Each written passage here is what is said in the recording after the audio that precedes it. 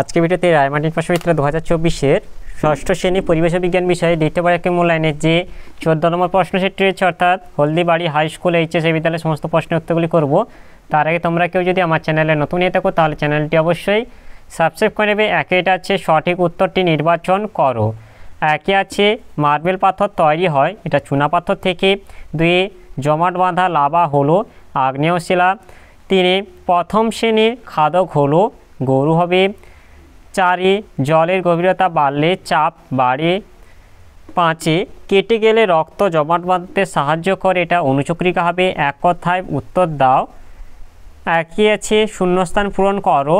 পূর্ণবয়স্ক মানুষের শরীরে হাড় থাকে, এটা 206টি।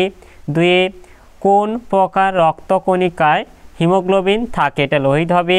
3 এসআইতে চাপের একক কি? এসআইতে চাপের একক হলো নিউটন পার মিটার স্কোয়ার।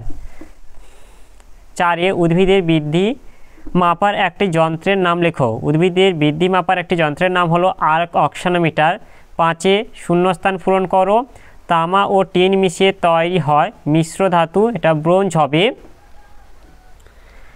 এরপরে 3 আছে বাম স্তম্ভের সঙ্গে ডান স্তম্ভ মেলাও। বাম স্তম্ভ একে আছে ফসিল পাওয়া যায়, এটা হবে পাললিক শিলায়।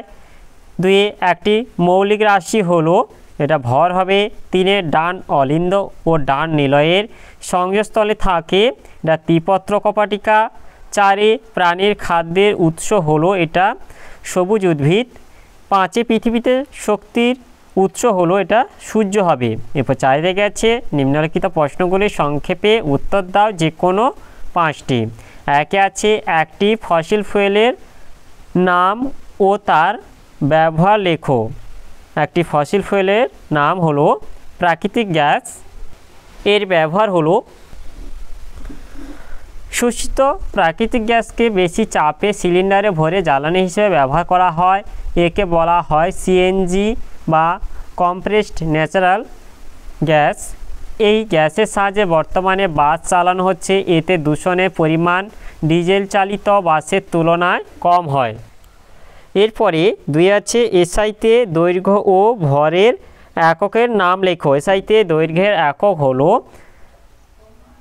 মিটার এবং ভরের একক হলো কিলোগ্রাম। এরপর 3 আছে চৌম্বক পদার্থ কাকে বলে, উদাহরণ সহ লেখো। এর উত্তরটি হলো চৌম্বক পদার্থ যেসব পদার্থের ওপর চুম্বক বল প্রয়োগ করতে পারে, অর্থাৎ যেসব পদার্থ চুম্বক দ্বারা আকর্ষিত হয় তাদের বলা হয় চৌম্বক পদার্থ। উদাহরণ লোহা, নিকেল, কোবাল্ট ইত্যাদি। এরপরে 4 আছে খাদ্য শৃঙ্খল কাকে বলে। এর উত্তরটি হলো খাদ্য শৃঙ্খল যে পদ্ধতিতে সূর্য থেকে প্রাপ্ত শক্তি উৎপাদক থেকে পর্যায়ক্রমে খাদক সম্পর্কের মাধ্যমে বিভিন্ন প্রাণীগোষ্ঠীর মধ্যে প্রবাহিত হয়ে শক্তি প্রবাহের ধারাবাহিকতা বজায় রাখে, তাকে খাদ্য শৃঙ্খল বলে।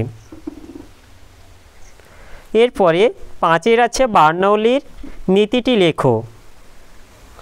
বার্নৌলির নীতি, যে স্থানে কোনো গতিশীল গ্যাস বা তরল বেশি বেগ নিয়ে চলে সেই স্থানে ওই গতিশীল গ্যাস বা তরলের চাপ কম হয়, এটি বার্নৌলির নীতি। এরপরে 6 আছে টেন্ডন ও লিগামেন্টের কাজ লেখো।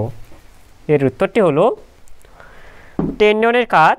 1 টেন্ডন নামক এক ধরনের দড়ির মতো জিনিস মাংসপেশির সঙ্গে অস্থিকে অস্থিসন্ধি সংলগ্ন অঞ্চলে যুক্ত রাখে। 2 দেহের কাঠামো গঠনে সাহায্য করে।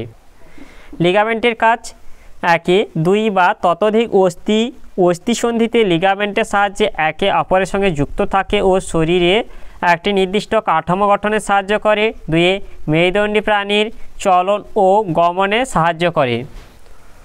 আজকের ভিডিওতে তাহলে ষষ্ঠ শ্রেণী পরিবেশ বিজ্ঞান বিষয়ে যে 14 দাগে হলদিবাড়ি হাই স্কুল এইচএস বিদ্যালয়ের সমস্ত প্রশ্নের উত্তরগুলি শেষ করলাম।